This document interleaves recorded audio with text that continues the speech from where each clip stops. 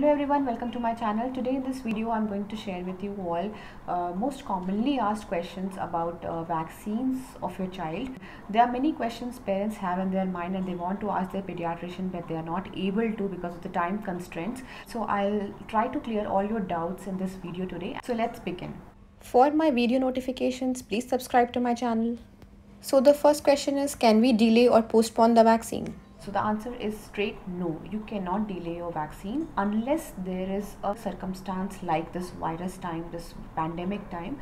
Even if there is a pandemic, you should ask your pediatrician that what all vaccines are essential which need to be given right now. All the vaccines which are given in less than 1 year of age are considered essential, so that should be given to a child without any delay in any circumstance. What will happen if we miss the appointment?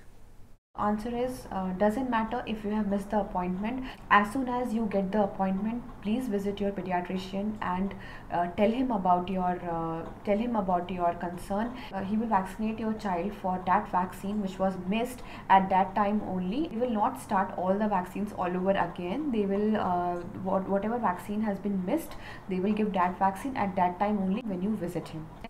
Can child be vaccinated if he is sick? Answer is yes, you can vaccinate. The simple flu, simple fever or cold is not a contraindication for getting vaccinated. But yes, your healthcare provider, your doctor is the best decision maker. So let him decide whether, just inform him beforehand. Don't miss your appointment on your own. You ask your doctor whether child can be vaccinated if he has cold or not. Don't take decision on your own. Why vaccine is important even if we are breastfeeding? Breastfeed gives your child a lot of immunity. Yes, immunity against minor infections like cold, diarrhea, ear infections, but there are some diseases which breastfeed cannot prevent, like polio, like diphtheria, like pertussis, like tetanus.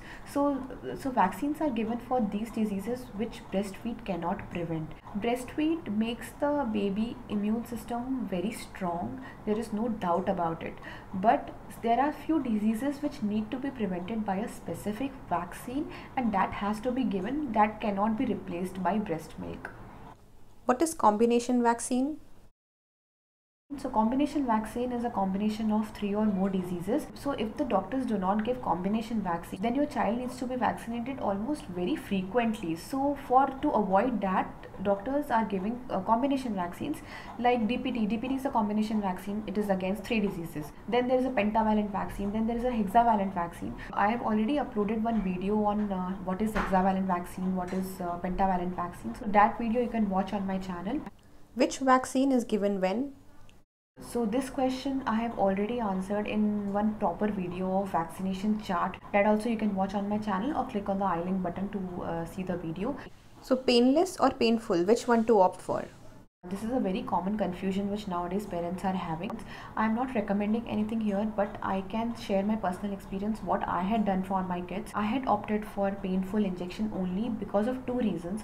The first reason was it is a traditional way of injection. The second reason was there were many articles comparing painless versus painful injection.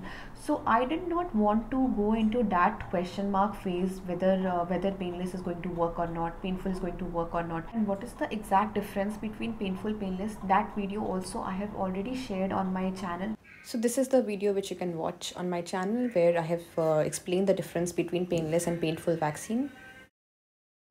So what are the side effects of vaccine? So the vaccine does not have very major side effects. Very rarely it causes rashes in cases of MMR vaccine or varicella vaccine, very rarely, but most of the cases it will cause 2 types of reaction. One is local reaction, which is at the site of injection, and second is flu type reaction, where the child will get fever or cold. So these are very minor side effects which can be managed very easily at home. So what is to be done post vaccination? You can soothe your child by breastfeeding or bottle feeding, what you have opted for. I have seen that many babies won't feel pain immediately after injection. They will feel pain after coming back home.